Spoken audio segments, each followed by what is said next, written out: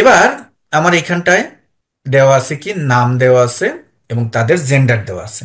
এখন আপনাকে বলা হলো যাদের নামের শুরুতে এম আছে, মেল, তাদের নামের আগে কি হবে, মিস্টার হবে। আচ্ছা, আপনার আবার নামে কিন্তু আবার কখনো জি এম জি। হয় না, এফ হবে, এটা কিন্তু আপনারা বুঝে নিন।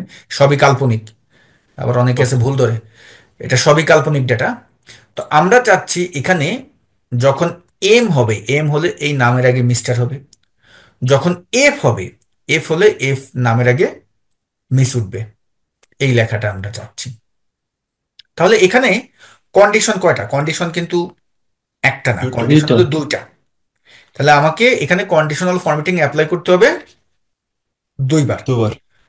আমরা ফরম্যাটিংটা চাচ্ছি কোথায়? নেম নামে যে কলামটি আছে সেইখানে। তাহলে নেম নামে কলামটা আমরা ফুল সিলেক্ট করে নিলাম। সিলেক্ট করে কন্ডিশনে আসলাম, নিউ রুলে আসলাম, ইউজে ফর্মুলে আসলাম, এখানে আসলাম ইকুয়াল। এই যে জেন্ডারের যে ঘর, এইখানে যেহেতু রো ভিত্তিক হবে, রোল লকটা উঠে দিলাম। সমান সমান ডাবল কোটেশন যদি এম হয়। এখন ফরম্যাটে আসুন। আচ্ছা, এখন ফরম্যাট আমরা দিব কোথা থেকে?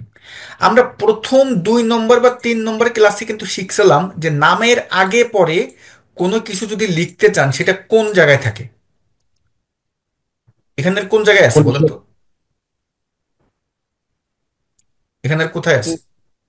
নাম্বার গ্রুপে আছে। নাম্বার লাস্টে। গ্রুপে, ফরম্যাটিং এ নাম্বারে আছে। নাম্বার। নাম্বার গ্রুপে নাম্বারে এসে কাস্টম, কাস্টম কাস্টমে অ্যাট এসে দ্য টাইপ, টাইপ দিয়ে যেহেতু আগে, তাহলে আমরা আগে এখানে মিস্টার লিখবো এবং জাস্ট অ্যাট দ্য রেট দিয়ে দেবো। রেট। একই অ্যাট দ্য রেট দিয়ে দিলাম, ওকে দিয়ে দিলাম এবং ওকে দিয়ে দিলাম।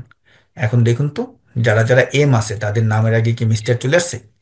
আমি যদি জি। এইখানে এম না দিয়ে আমি যদি কিছুই দিব না, কিছুই নাই কিন্তু দেখুন, আওয়াল এখানে কিছুই নাই। যদি এফ দিই, কিছুই নাই। এম দিলাম, কারণ আমি এটা কন্ডিশনটা সেট করছি এম দিয়ে। তাহলে এম দিলাম, মিস্টার কিন্তু চলে আসলো। ঠিক যদি আপনি এখন এফ এর ক্ষেত্রে চান, তাহলে আবার কি করব? পুরোটা সিলেক্ট আবার করব, এই কন্ডিশনে আসবো, নিউ রুলে আসবো, ইউজে ফর্মুলায় আসবো, এখানে আসবো ইকুয়াল। এই রেন্ডারের প্রথম থেকে আমরা লকটা উঠিয়ে দেব, কমা ডাবল কোটেশন যদি এফ হয়, এবং ফরম্যাটে এসে আমরা এখন যেটা নাম্বারের এটা কাস্টম, আমরা এবার চাচ্ছি কি, আমরা চাচ্ছি হলো double quotation, MI space double quotation এবং @, দিয়ে জাস্ট ওকে। ওকে। এখন দেখুন, এফ যেখানে আছে সেখানে কিন্তু মিস আছে। আমি যদি এখানে কোনো আমার জেন্ডারই না থাকে, কিছুই কিন্তু আসবে না। কিন্তু এখানে যখন আপনি এফ দিবেন তখন কিন্তু আসতেছে, আবার যখন এম দিবেন তখন কিন্তু আসতেছে। মানে এটাকে আমরা এক প্রকার ডাইনামিকও করে ফেললাম। ক্লিয়ার?